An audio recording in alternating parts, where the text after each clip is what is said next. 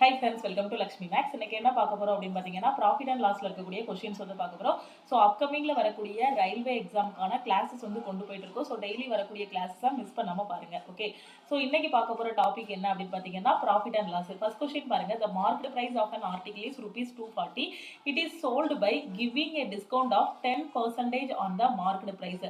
If the profit is 8%, then what is the cost price of the article னு கேட்டிருக்காங்க. Okay, ஒரு பொருளின் குறித்த விலை வந்து எவ்வளவு அப்படின்னு பாத்தீங்கன்னா 240.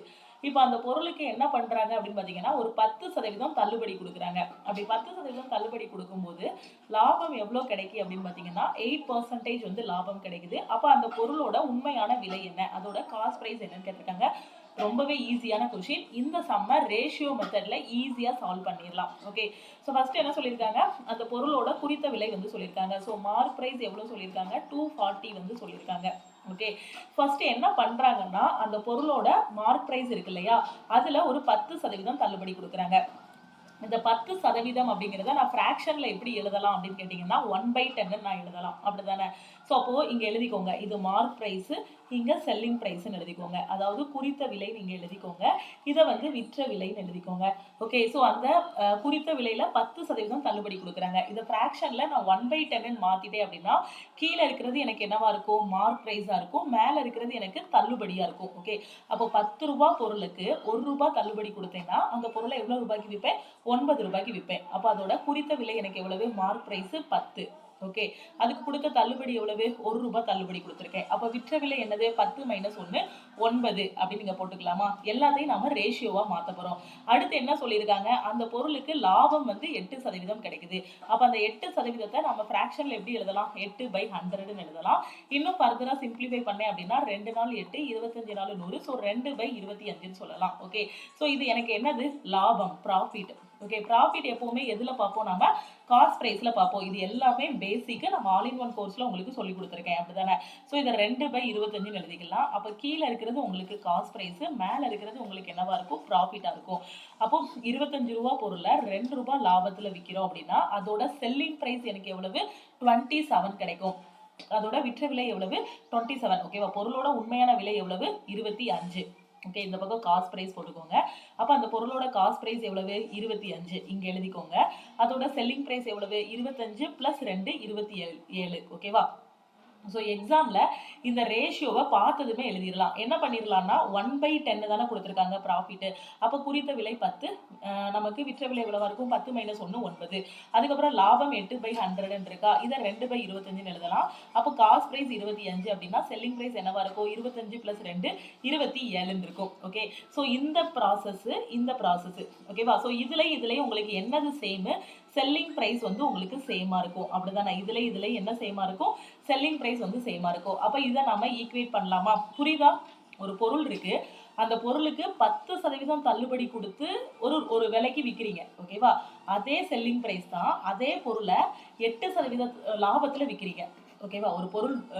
ஒரு பொருளோட விலை பார்த்தீங்க அப்படின்னா, ஸோ ஒரு பொருளை வந்து இவ்வளோ ரூபாய் அப்படின்னு குறிச்சு வச்சிருக்கீங்க, அதுல ஒரு தள்ளுபடி கொடுத்து அந்த பொருளை ஒரு விலைக்கு விற்கிறீங்க. அந்த பொருளோட உண்மையான விலை வந்து எவ்வளோ அப்படின்னு பார்த்தீங்கன்னா சிபின்னு வச்சிருக்கீங்க, அதுல 8% லாபத்துல விற்கிறீங்க. அப்போ விற்கும் போது என்னது, குறித்த விலையில தள்ளுபடி கொடுத்தாலும் செல்லிங் பிரைஸ் தான். அதே உண்மையான விலை காஸ்ட் பிரைஸ்ல லாபம் கிடைச்சாலும் அதுவும் என்னது, நமக்கு செல்லிங் பிரைஸ் தான். அப்ப இந்த ப்ராசஸ்ல குறித்த விலையில இருந்து செல்லிங் பிரைஸ் போறதும் காஸ்ட் பிரைஸ்ல இருந்து செல்லிங் பிரைஸ் போறதும் உங்களுக்கு சேம் தான். அப்ப இந்த இடத்துல செல்லிங் பிரைஸ் வந்து உங்களுக்கு ஈக்குவல், அப்படிதானே? இந்த இடத்துலயும் உங்களுக்கு செல்லிங் பிரைஸ் ஈக்குவல்.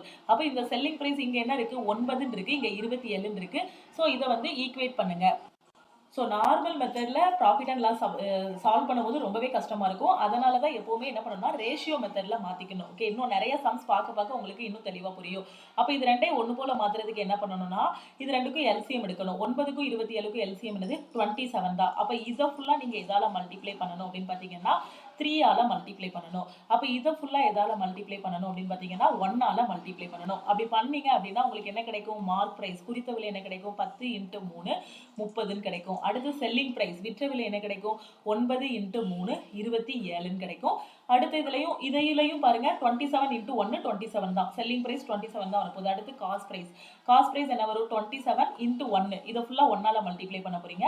அப்ப காஸ்ட் பிரைஸ் எவ்வளவு 25. அப்போ mark price, selling price, cost price, குறித்த விலை, விற்ற விலை, அடக்க விலை, இது மூணுக்கும் உள்ள ரேஷியோ கொண்டு வந்துட்டோமா 30 27 25ன்னு. இனிமே செம்ம ஈஸியா சால்வ் பண்ணிடலாம். உங்களுக்கு புரியணுங்கிறதுக்காக தான் இவ்வளவு தூரம் நான் ஃபிராக்ஷன்ல எழுதி சொல்லி கொடுத்துருக்கேன். ஆனா எக்ஸாம்ல போனதுமே இந்த ரேஷியோவை நீங்க ஃப்ரேம் பண்ணிருங்க. இதை ஃப்ரேம் பண்ணிட்டீங்க அப்படின்னா இந்த கொஸ்டினை ஜஸ்ட் ஒரு 20 செகண்ட்ஸ் இல்லைன்னா ஒரு 15 செகண்ட்ஸ்ல சால்வ் பண்ணிடலாம். இப்போ எனக்கு என்ன சொல்லியிருக்காங்க, அந்த பொருளோட மார்க் பிரைஸ் வந்து 240ன்னு சொல்லியிருக்காங்க. அதோட குறித்த விலை 240. மார்க் பிரைஸ் எனக்கு எத்தனை பார்ட் இருக்கு 30 பார்ட் இருக்கு. அப்போ 30 பார்ட் தான் எனக்கு 240 இருந்துச்சுன்னா இதுல இருந்து 1 பார்ட் என்ன வரும்னு கண்டுபிடிங்க. 0 கட் ஆகிரும். 1 3 3 8 3 24. அப்போ 1 பார்ட் உங்களுக்கு என்ன வரும் 8ன்னு கிடைக்கும். ஓகேவா? இப்போ எனக்கு என்ன கேட்டிருக்காங்க கொஸ்டின்ல, பொருளோட உண்மையான விலை என்ன, அதோட காஸ்ட் பிரைஸ் என்னன்னு கேட்டிருக்காங்க. காஸ்ட் பிரைஸ் எனக்கு எத்தனை பார்ட் 25 பார்ட். 1 பார்ட் 8னா 25 பார்ட் என்ன வரும் 25 into 8 8 5 40 16 4 20. ஸோ 200 ரூபாய். அப்போ அந்த பொருளோட காஸ்ட் பிரைஸ் எனக்கு எவ்வளவு 200. 200ங்கிறது ஆப்ஷன் டி. ஓகே, இது எப்படி ஃப்ரேம் பண்ணணும் அப்படிங்கிறது தான் நான் ரொம்ப நிறுத்தி நிதானமா இந்த இடத்துல சொல்லி கொடுத்தேன். ஒன்ஸ் இதை ஃப்ரேம் பண்ணிட்டீங்க அப்படின்னா ஜஸ்ட் ஒரு 5 செகண்ட்லயே உங்களுக்கு என்ன தேவையோ அந்த ரேஷியோல சப்ஸ்டியூட் பண்ணி ஈஸியா கொண்டு வந்துடலாம். இப்போ மார்க் பிரைஸ் கொடுத்துருக்காங்களா, இதை வச்சு நீங்க என்ன கொண்டு வந்துடலாம், காஸ்ட் பிரைஸும் கொண்டு வந்துடலாம். 25 மல்டிப்ளை பண்ணீங்கன்னா 1 பார்ட் 8ன்னு கொண்டு வந்துட்டீங்க. ஸோ அப்போ காஸ்ட் பிரைஸ் கேட்டதுனால 25 into 8ன்னு போட்டீங்க. சப்போஸ் செல்லிங் பிரைஸ் கேட்டிருந்தாங்க அப்படின்னா என்ன பண்ணுவீங்க 27 into 8 27 கூட இதை மல்டிப்ளை பண்ணணும். அவ்வளவுதான். சப்போஸ் எனக்கு வந்து லாபம் எவ்வளோ அப்படின்னு கேட்டிருந்தாங்கன்னா என்ன பண்ணுவீங்க 27 into 25 27 minus 25 போடணும்.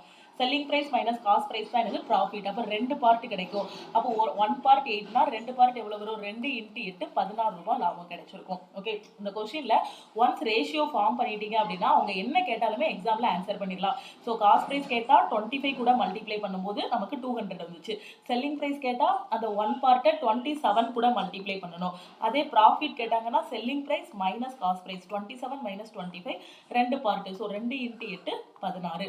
ஓகே, இல்லைன்னா மார்க் பிரைஸ்க்கும் காஸ்ட் பிரைஸ்க்கும் உள்ள வித்தியாசம் என்ன, குறித்த விலைக்கும் அடக்க விலைக்கும் உள்ள வித்தியாசம் என்னன்னு கேட்டாங்கன்னா 30 minus 25 5 பார்ட்டுக்கு என்னன்னு கண்டுபிடிச்சா போதும். ஸோ 5 into 8 40ன்னு கிடைக்கும். ஓகே, ஒன்ஸ் ரேஷியோ ஃபார்ம் பண்ணிட்டீங்க அப்படின்னா வேற எதுவுமே யோசிக்க வேண்டாம். என்ன கேட்டிருக்காங்களோ அதையே ஈஸியா கண்டுபிடிச்சிடலாம். ஓகே, தெளிவா புரிஞ்சிருச்சா? அடுத்த கொஸ்டின் பார்க்கலாமா? இந்த கொஸ்டின்ல பாருங்க, an article is sold by giving a discount of 30%. ஒரு பொருள் இருக்கு, அந்த பொருளுக்கு 30% டிஸ்கவுண்ட் கொடுக்குறாங்க. டிஸ்கவுண்ட் எப்பவுமே எதுல இருந்து கொடுப்பாங்க அப்படின்னு பாத்தீங்கன்னா குறித்த விலை மார்க் பிரைஸ்ல இருந்து கொடுக்கறது தான் டிஸ்கவுண்ட். ஓகேவா? நாம பேசாம டிஸ்கவுண்ட்டை காஸ்ட் பிரைஸ்லயும் செல்லிங் பிரைஸ்லயும் கொடுத்து வச்சிடக்கூடாது. இப்போ ஒரு ஜவுளி கடையா இருக்கட்டும் இல்ல எந்த கடையிலனாலுமே என்ன பண்ணுவாங்கன்னா ஒரு பொருள் இருக்கும், அந்த பொருளோட உண்மையான விலை வேற ஏதாவது இருக்கும். அந்த பொருளோட உண்மையான விலை 200 ரூபாய்னா கடையில என்ன பண்ணுவாங்கன்னா அது 500 ரூபான்னு நமக்கு வந்து குறிச்சு வச்சிருப்பாங்க. குறித்த விலை 500ன்னு போட்டு அதுல சம் பெர்சன்டேஜ் டிஸ்கவுண்ட் கொடுப்பாங்க. ஓகே, ஸோ அதில் 10% டிஸ்கவுண்ட் கொடுக்குறாங்க அப்படின்னா நமக்கு எவ்வளோ வரும் 50 ரூபா வருமா? ஸோ 50 ரூபா கம்மி பண்ணுவாங்க. அப்போ 450 ரூபாய்க்கு விற்பாங்க. ஆனால் ஒரிஜினலாக அவங்க அந்த சாரியோட ரேட் என்னவா இருக்கும்னா 200 ரூபா இருக்கும். ஓகேவா? ஸோ அப்போ அவங்களுக்கு அந்த தள்ளுபடி கொடுத்தது போகையும் எவ்வளோ லாபம் இருக்கும், ஒரு 250 லாபம் இருக்கும். 200 இது ஒரு 450 இருக்கா? அதாவது அந்த பொருளோட உண்மையான விலை 200 ரூபாய் தான். ஆனா அவங்க குறிச்சு வச்சிருக்கிறது எவ்வளவு அப்படின்னு பாத்தீங்கன்னா 500ன்னு குறிச்சு வச்சுட்டு அதுல 10% நமக்கு வந்து என்ன பண்ணுவாங்க தள்ளுபடி கொடுப்பாங்க. இந்த ஆடி தள்ளுபடி அதெல்லாம் பாத்தீங்கன்னா இந்த மாதிரி தான் நடக்கும். உண்மையான விலையில இருந்து பல மடங்கு அதிகமா குறித்த விலையா வச்சுட்டு அதுல இருந்து நமக்கு என்ன பண்ணுவாங்கன்னா தள்ளுபடி கொடுப்பாங்க. ஓகேவா? சோ இப்போ என்ன சொல்லிருக்காங்க, an article is sold by giving a discount of 30%. ஒரு ஆர்டிகல் இருக்கு, அதுக்கு வந்து டிஸ்கவுண்ட் வந்து 30% கொடுக்குறாங்க. அப்ப 30% நான் ஃபிராக்ஷன்ல எப்படி எழுதலாம்னா 3/10ன்னு எழுதலாம். அப்போ mark price, selling price, cost பிரைஸ்ன்னு எழுதிக்கலாம். அப்போ கீழே இருக்கக்கூடியது இப்போ எதுல டிஸ்கவுண்ட் கொடுப்போம், நாம மார்க் பிரைஸ்ல தான் கொடுப்போம். அப்போ கீழே இருக்கிறது மார்க் பிரைஸை தமிழ்ல குறித்த விலைன்னு சொல்லுவோம். செல்லிங் பிரைஸை விற்ற விலைன்னு சொல்லுவோம். ஓகே, காஸ்ட் பிரைஸை அடக்க விலைன்னு சொல்லுவோம். அப்போ இதோட மார்க் பிரைஸ் எவ்வளவு 10. ஓகே, ஸோ 10ன்னு போட்டாச்சு.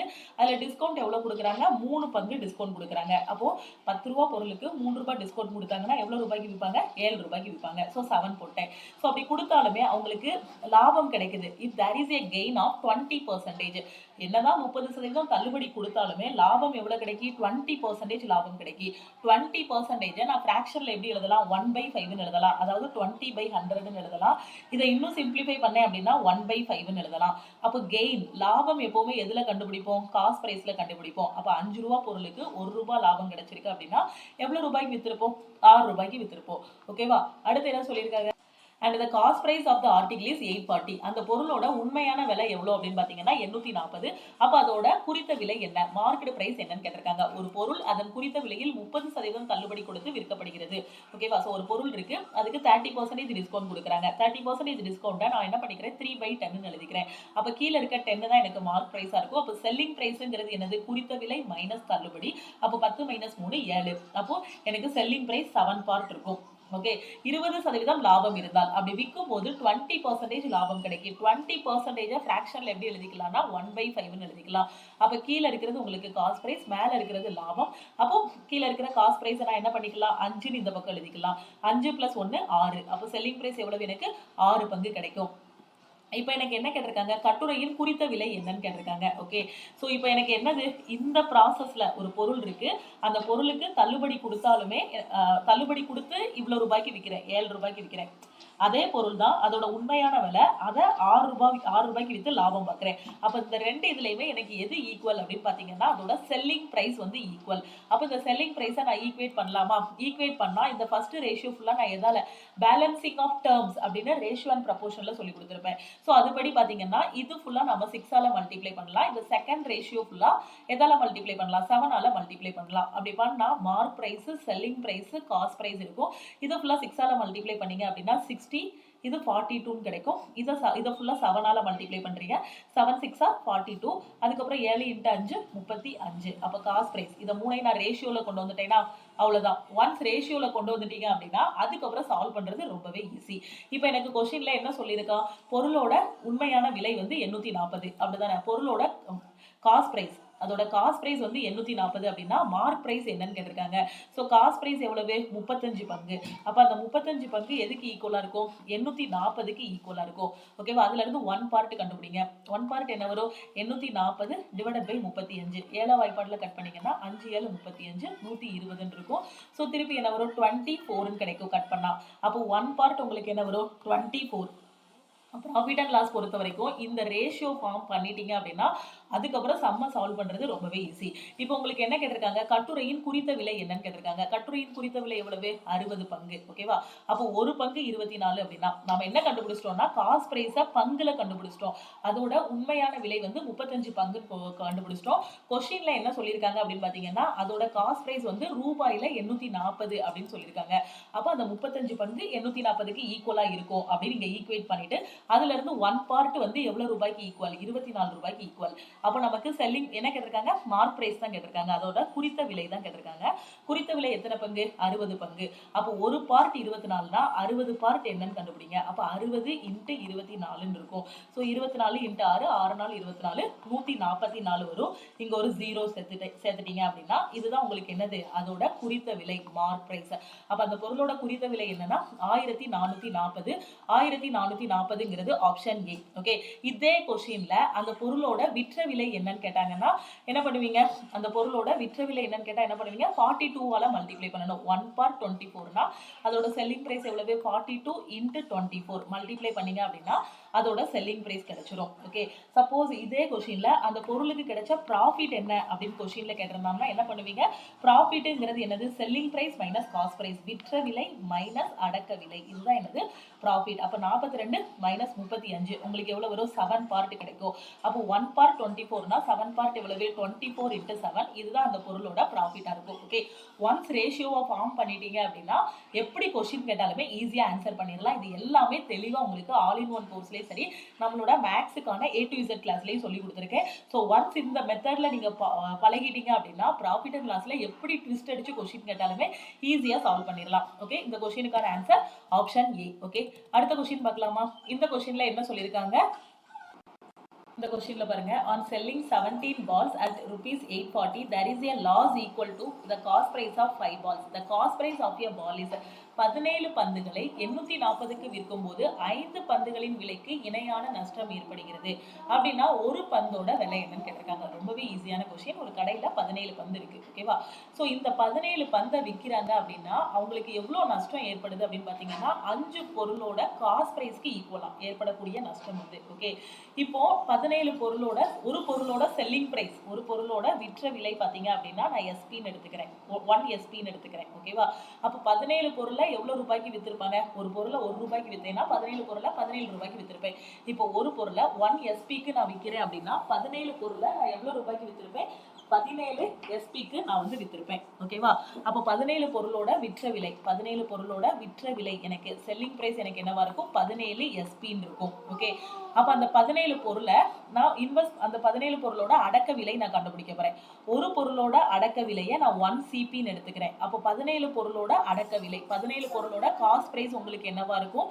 17 சிபின்னு இருக்கும். இதுதான் என்னது? 17 பொருளோட காஸ்ட் பிரைஸ் இருக்கும், ஓகேவா? சோ இது 17 பொருளோட விற்ற விலை 17 எஸ்பின்னு எழுதிக்கிறேன். 17 பொருளோட உண்மையான விலை அடக்க விலையை நான் 17 சிபின்னு எழுதிக்கிறேன், ஓகேவா?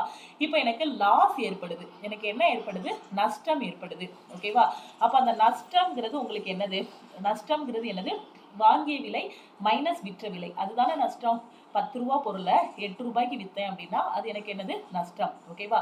சோ அப்ப அதுதான் எனக்கு என்னது? நஷ்டம். அப்ப இது என்னது? அந்த பொருளோட அடக்க விலை. இது என்னது? விற்ற விலை. அடக்க விலை மைனஸ் விற்ற விலை, selling price minus cost price. இதுதான் என்னது? எனக்கு லாஸா இருக்கும். அப்ப லாஸ் எனக்கு எவ்வளவு? 5 பொருளோட காஸ்ட் பிரைஸ். 17 பொருளோட காஸ்ட் பிரைஸா 17 சிபின்னு சொன்னேன். அப்ப 5 பொருளோட காஸ்ட் பிரைஸை நான் என்ன சொல்லுவேன்? 5 சிபி. இதுதான் என்னது? எனக்கு ஏற்படக்கூடிய நஷ்டம். ஓகே, இவ்வளவுதான் கான்செப்ட். இப்போ என்ன பண்ண போறோம்னா நமக்கு என்ன தெரியும்? நஷ்டம் ஈக்குவல் டு நஷ்டம் எவ்வளவு? 5 சிபி. நஷ்டம் ஈக்குவல் டு நமக்கு என்ன தெரியும்? Cost price minus selling price, அப்படிதானே? Loss equal to cost price minus selling price, அதாவது நஷ்டம் ஈக்குவல் டு பொருளோட அடக்க விலை மைனஸ் விற்ற விலை. இதுதானே கான்செப்ட். இதை தான் மேல சொல்லி கொடுத்தேன். 10 ரூபாய் பொருளை 8 ரூபாய்க்கு விற்கிறீங்க அப்படின்னா 10 ரூபாய் தான் உங்களுக்கு என்னது? இதுதான் என்னது? இந்த 10 ரூபாய் தான் அடக்க விலை, இதுதான் என்னது? விற்ற விலை, ஓகேவா? அப்போ அடக்க விலை இதோட அடக்க விலை எனக்கு எவ்வளவு? அந்த பொருளோட அடக்க விலை எனக்கு எவ்வளவு? 17 சிபி. ஸோ 17 சிபி மைனஸ் அதோட விற்ற விலை என்னது? 17 எஸ்பி.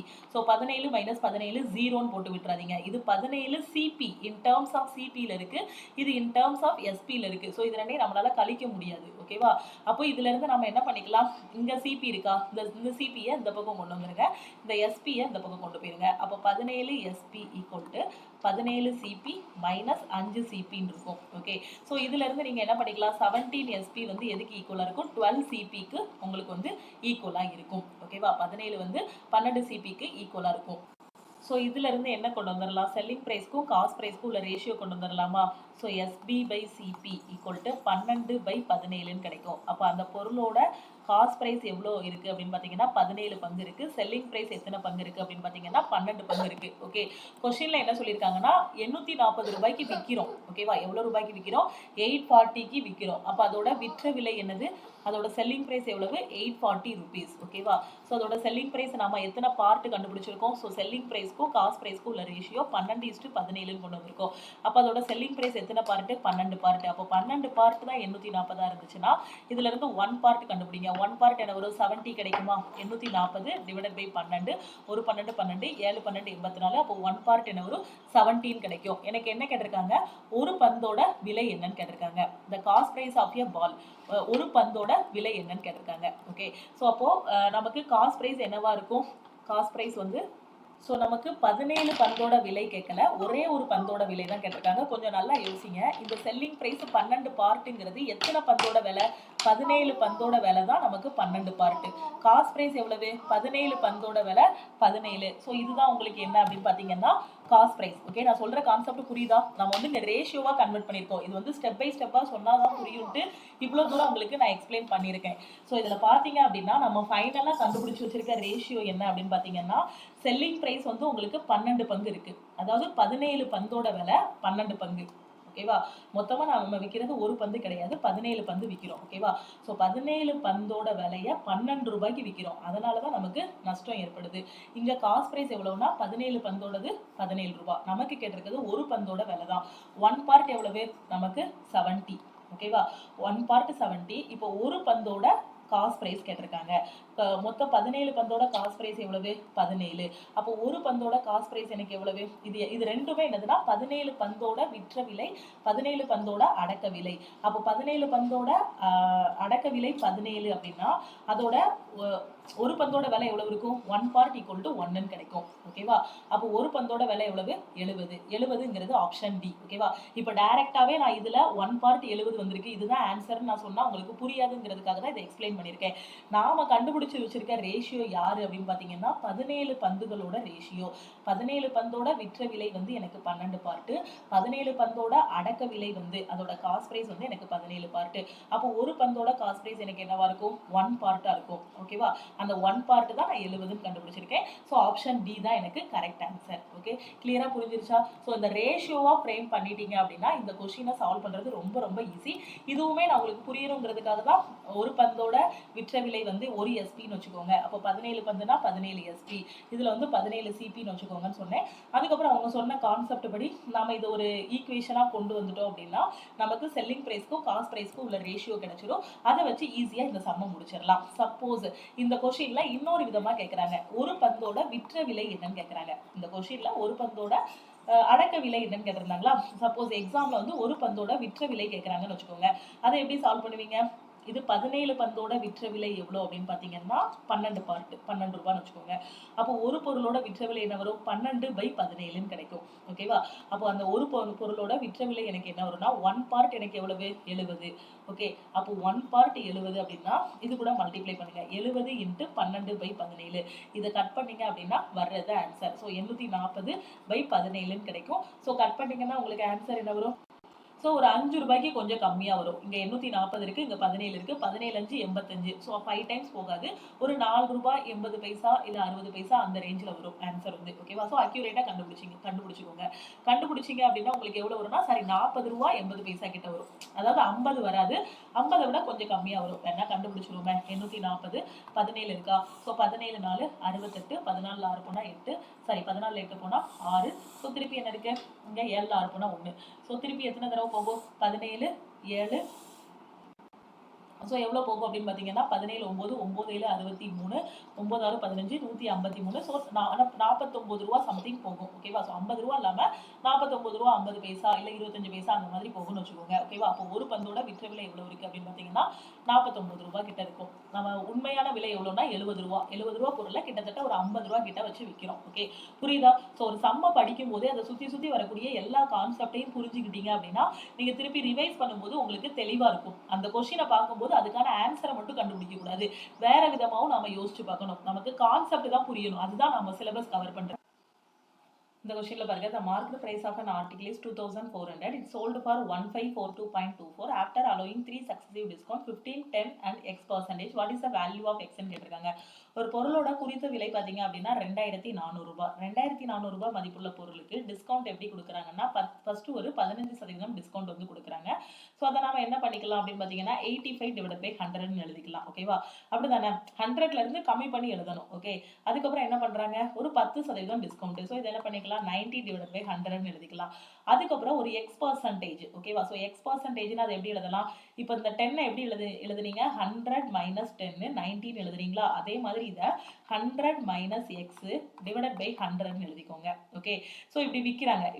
இப்படி பண்ணும்போது கடைசி எவ்வளவு ரூபாய்க்கு விற்கிறாங்க அப்படின்னு பார்த்தீங்கன்னா 1542.24 இந்த விலைக்கு வந்து விற்கிறாங்க. 1542.24 இந்த ரேட்டுக்கு விற்கிறாங்க அப்படின்னா இந்த எக்ஸோட வேல்யூ என்னன்னு கேட்டிருக்காங்க. நார்மலா நமக்கு 20% 30% கொடுத்துருந்தாங்கன்னா சக்சசிவ் டிஸ்கவுண்ட் இருக்கு அப்படின்னா அந்த பொருளோட செல்லிங் பிரைஸ் என்னன்னு கேட்பாங்க இல்லையா? இப்போ அதே மாதிரி தான் ஃபர்ஸ்ட் டிஸ்கவுண்ட் சொல்லிட்டாங்க, ரெண்டாவது டிஸ்கவுண்ட் சொல்லிட்டாங்க, மூணாவது டிஸ்கவுண்ட் எவ்வளோ அப்படிங்கிறது தான் நாம வந்து கண்டுபிடிக்கணும். ஓகே, ஸோ எப்படி கண்டுபிடிக்கலாம் இந்த இடத்துல? இதை நாம சிம்பிளிஃபை பண்ணிட்டோம் அப்படின்னா வர்றதுதான் நமக்கு ஆன்சர். என்ன பண்ணலாம்? இந்த 2 0 இந்த 2 0 கட் பண்ணி விட்டுறலாம். இங்க ஒரு 100 கொடுத்து மல்டிப்ளை பண்ணிட்டோம் அப்படின்னா இது எப்படி மாறிடும்? 154224ன்னு மாறிடுமா? 2 டிஜிட் தள்ளி புள்ளி இருக்கு, அந்த புள்ளி வந்து தூர போயிடும். ஓகே, அடுத்து வேற என்ன இருக்கு? இந்த 0 இந்த 0 கட் பண்ணிடலாம். 2 5 10 17 5 85 1 2 12 2 24. ஸோ வேற என்னெல்லாம் இருக்கு? 12 × 17 × 9 × 100 - x = 15 42 24ன்னு கிடைக்கும். ஓகே, ஸோ இப்போ இதை மல்டிப்ளை பண்ணீங்கன்னா என்ன கிடைக்கும் உங்களுக்கு? 17 12 9 108 108 இன்ட்டு 17. ஸோ 8 7 56, திருப்பி ஒரு 108. ஸோ 6 3 8 1800 இதெல்லாம் மல்டிப்ளை பண்ணிங்கன்னா 1836. இங்கே 100 மைனஸ் எக்ஸ்ன்னு இருக்கு. ஸோ ஈக்குவல் டு 154,224 இருக்கும். ஓகே, அடுத்த ஸ்டெப்பில் உங்களுக்கு என்ன வரும்? இங்கே இதை கொடுத்து மல்டிப்ளை பண்ணுங்க. 1836 00 minus 1836 X is equal to 154,224 இருக்கும். இதுல இருந்து நம்ம என்ன பண்ணிக்கலாம்? எக்ஸ் இந்த பக்கம் கொண்டு போங்க, நம்பர் இந்த பக்கம் கொண்டு வாங்க. அப்போ 1836 00 154,224 இருக்கும். ஓகே, ஸோ இந்த பக்கம் ப்ளஸ்ல இருக்கிறது இங்கே வரும்போது மைனஸாக மாறிடும்.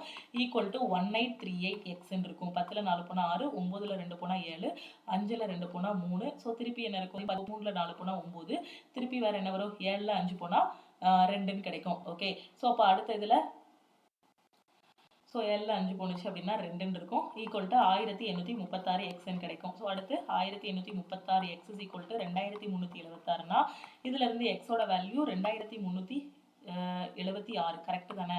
ஸோ 10ல் 4 போனால் 6, 9ல் 2 போனால் 7. ஸோ திருப்பி இடையில ஒன்று விட்டுட்டோம்னு நினைக்கிறேன், அப்படிதானே? இங்கே என்ன இருக்கு? 5ல் 2 போனால் 3, இடையில ஒன்று விட்டுருக்கோம் பாருங்க. 13ல் 4 போனால் 9. ஓகேவா? ஸோ இடையில ஒரு நம்பரை விட்டுருக்கோம். 29,376 வரும். ஏன்னா இங்கே வந்து இவ்வளோ டிஃபரன்ஸ் பண்ணும்போது கண்டிப்பாக இது வந்து 2000 கிட்ட வராது, அப்படிதானே? ஸோ 29,376 இடையில ஒரு நம்பரை விட்டுருக்கேன். ஸோ பார்த்துக்கோங்க, 29,376 கிடைக்கும். அப்போ இதுல இருந்து எக்ஸோட வேல்யூ உங்களுக்கு என்ன வரும்?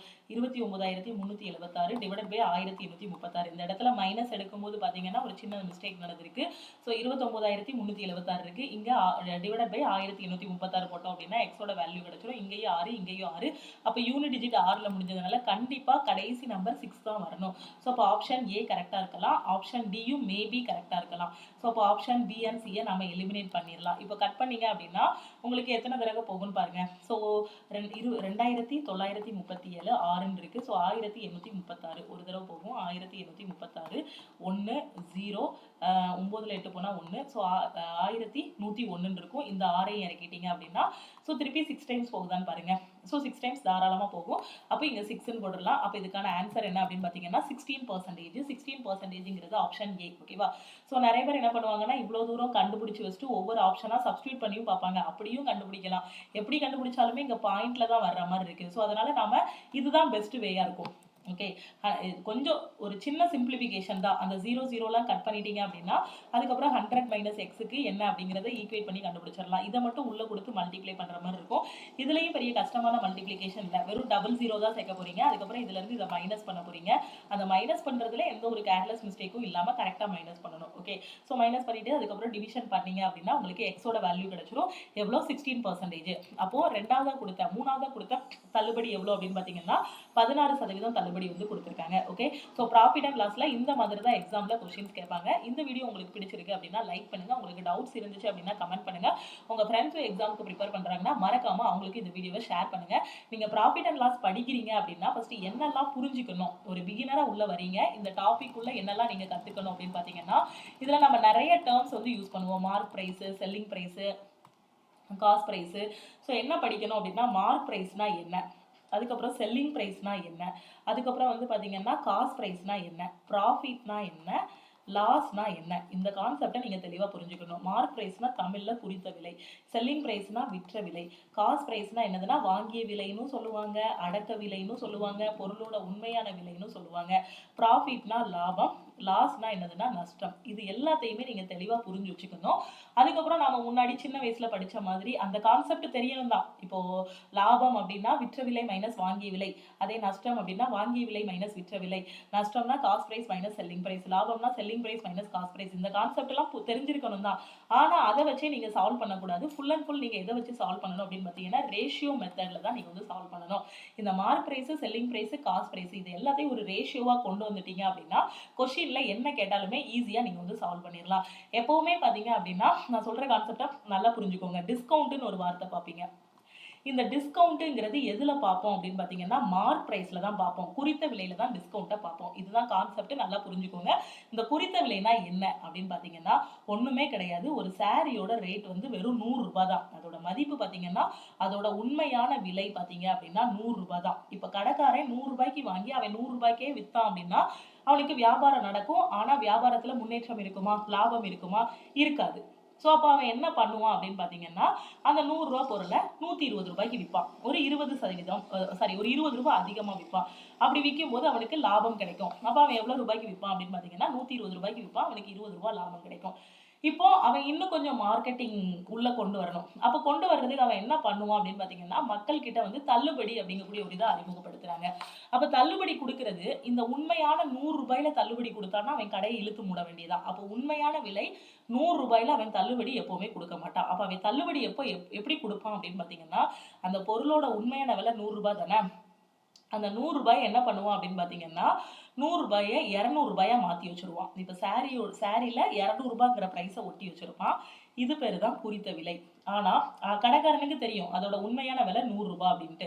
இப்ப என்ன பண்ணுவான்னா அந்த 200 ரூபான்னு ஒட்டி இருக்கிறதுல ஒரு தள்ளுபடி ஒரு 25% உங்களுக்கு தள்ளுபடி கொடுக்குறேன் அப்படின்னு சொல்லுவான். அப்ப 25% தள்ளுபடி கொடுக்கும்போது என்ன பண்ணுவாங்க 50 ரூபாய் கம்மி பண்ணுவாங்க. 200 ரூபாயில 50 ரூபாய் கம்மி பண்ணுவாங்க. நாம என்ன பண்ணுவோம் 200 ரூபாய் மதிப்புள்ள பொருளுக்கு 50 ரூபாய் கம்மி பண்ணிட்டான்னு நினைப்போம். ஆனா அப்படி கிடையாது. பொருளோட உண்மையான விலையே 100 ரூபாய் தான். அவன் உங்களுக்காக ஒரு 25% கம்மி பண்ணும்போது உங்ககிட்ட அவன் விக்கிற விலை எவ்வளவு அப்படின்னு பாத்தீங்கன்னா 150 ரூபாய்க்கு விற்பான். அப்படிதானே. ஸோ 200 இன்ட்டு 1/4 போடுவீங்க. ஸோ அப்போ 50 ரூபா கம்மி பண்ணி விற்பான். 25% தள்ளுபடி கொடுக்குறான் அப்படின்னா. இல்லை அதை ரூபாயா சொன்னா அப்படின்னா 200 ரூபா பொருளுக்கு 50 ரூபா தள்ளுபடி கொடுக்குறேன்னு சொல்லுவான்.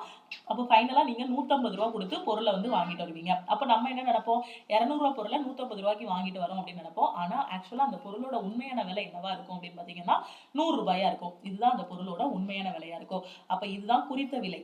இந்த காஸ்ட் பிரைஸ்ல இருந்து அதிகமா வைப்பாங்க குறித்த விலைய. அதுல ஒரு தள்ளுபடி கொடுப்பாங்க. அந்த செல்லிங் பிரைஸ் பாத்தீங்கன்னா அந்த பொருளோட உண்மையான விலை 100 ரூபாய் தான். அதை 200 ரூபான்னு மாத்தி வச்சு அதுக்கு ஒரு தள்ளுபடி கொடுக்கும்போது 150 ரூபாய்க்கு விற்பாங்க. எப்படி பார்த்தாலுமே கடைக்காரனுக்கும் லாபம் இருக்கும், மக்களுக்கும் தள்ளுபடி கிடைச்சிருதுங்க கூடிய ஒரு சந்தோஷம் இருக்கும். இதுதான் என்ன அப்படின்னு பாத்தீங்கன்னா ப்ராஃபிட் அண்ட் லாஸோட கான்செப்ட். நம்ம எப்பவுமே குறித்த விலைங்கிறது எதுல குறித்த விலையில தான் என்ன பார்ப்போம்னா டிஸ்கவுண்ட் பார்ப்போம். அப்ப குறித்த விலை 10%, அதாவது குறித்த விலையில 10% டிஸ்கவுண்ட் கொடுக்குறோம் அப்படின்னாங்கன்னா என்ன அர்த்தம்னா இதை ஃபிராக்ஷன்ல 1/10 எழுதலாம். பெர்சன்டேஜ் கிளாஸ்ல சொல்லி கொடுத்துருப்பேன். அப்போ 1/10ங்கும் போது கீழே இருக்கிறத நீங்க என்ன சொல்லணும் அப்படின்னு பாத்தீங்கன்னா மார்க் பிரைஸ், மேல இருக்கிறது தள்ளுபடி. அப்ப குறித்த விலை மைனஸ் தள்ளுபடி தான் என்னது விற்ற விலையா இருக்கும். அப்போ 9 ரூபாய் விற்ற விலைன்னு கொண்டு வரணும். அதே காஸ்ட் பிரைஸ்ல இப்போ பாத்தீங்கன்னா ப்ராஃபிட் வந்து ஒரு 20% ப்ராஃபிட் அப்படின்னு சொல்லிட்டாங்கன்னா அந்த 20% 1/5 ஃபிராக்ஷன்ல எழுதலாம். ப்ராஃபிட் எப்பவுமே எதுல பார்ப்போம் அப்படின்னு பாத்தீங்கன்னா காஸ்ட் பிரைஸ்ல தான் பார்ப்போம். அப்ப கீழே இருக்கிறது காஸ்ட் பிரைஸ், மேல இருக்கிறது உங்களுக்கு லாபம். அப்ப 5 ரூபாய் பொருளுக்கு 1 ரூபாய் லாபம் 6 ரூபான்னு போடணும். சப்போஸ் எனக்கு 20% நஷ்டம்னு கொஸ்டின்ல சொல்லிட்டான் அப்படின்னா இது என்ன பண்ணலாம் அதே 1/5 எழுதலாம். எழுதிட்டு பொருளோட காஸ்ட் பிரைஸ் 5 ரூபாய், 1 ரூபாய் நஷ்டம் தானே. அப்ப செல்லிங் பிரைஸ் என்ன வரும் 4. ஸோ இந்த மாதிரி நீங்க ரேஷியோவா மாத்திட்டு இது பண்ணணும். தள்ளுபடினா அது மார்க் பிரைஸ்ல பார்க்கணும். அதே ப்ராஃபிட் லாஸ்னா அது காஸ்ட் பிரைஸ் வச்சு பார்க்கணும். ஓகேவா. ஸோ புரிஞ்சிருச்சா. ஸோ இந்த கான்செப்டை வச்சு நீங்க ரேஷியோவா மாத்திட்டு சால்வ் பண்ணீங்க அப்படின்னா ப்ராஃபிட் அண்ட் லாஸ் ரொம்ப ஈஸியா இருக்கும். கொஸ்டின் எப்படியுமே டிப்ஸ் பண்ணி கேட்டாலுமே ஈஸியா ஆன்சர் பண்ணிடலாம். ஓகே. உங்க ஃப்ரெண்ட்ஸும் எக்ஸாமுக்கு ப்ரிப்பேர் பண்றாங்க அப்படின்னா மறக்காம அவங்களுக்கு இந்த வீடியோவை ஷேர் பண்ணுங்க. மேக்ஸ்ல இருக்கக்கூடிய A to Z எல்லாமே நான் தெரிஞ்சுக்கணும் மேம், எல்லாமே படிக்கணும் அப்படின்னு நினைக்கக்கூடிய ஸ்டூடெண்ட்ஸ் நம்ம ஆப்ல மேக்ஸுக்கான A to Z கிளாஸஸ் இருக்கு. அதுல ஜாயின் பண்ணிக்கோங்க. ஸோ ரொம்ப ரொம்ப ஈஸியா டீச் பண்ணியிருப்போம். இல்ல மேம் எனக்கு எல்லாமே வேணும், வரக்கூடிய சென்ட்ரல் கவர்மெண்ட் எக்ஸாம் நான் எல்லாமே கிளியர் பண்ணணும்னு நினைக்கக்கூடிய ஸ்டூடெண்ட்ஸ் வந்து ஆல் இன் ஒன் கோர்ஸ்ல வந்து ஜாயின் பண்ணிக்கோங்க. ஸோ இதோட பிரைஸ் வந்து 1499. உங்களுக்கு லைஃப் டைம் வேலிடிட்டி இருக்கும். ஓகேவா. ஸோ இது எப்பவுமே ஞாபகம் வச்சுக்கோங்க. நம்ம என்ன எண்ணங்களை சிந்திக்கிறோமோ அதுதான் நமக்கு நடக்கும். நமக்கு பாசிட்டிவா நடக்கும்னு நினைச்சோம்னா கண்டிப்பா எல்லாமே பாசிட்டிவா நடக்கும். நான் எக்ஸாம் கிளியர் பண்ணிடுவேன் அப்படின்னு நீங்க நினைச்சீங்கன்னா கண்டிப்பா உங்களால எக்ஸாம் கிளியர் பண்ண முடியும். ஓகேவா. ஸோ இந்த கிளாஸஸ்ல எல்லாம் எப்படி ஜாயின் பண்ணணும். ஸோ இந்த பிரபஞ்சத்துக்கு உங்களோட எண்ணங்கள் எல்லாமே ஒவ்வொரு செகண்ட் ஒவ்வொரு மில்லி செகண்டுமே அனுப்பப்படுது. அதனால எப்பவுமே நீங்க பாசிட்டிவா திங்க் பண்ணுங்க.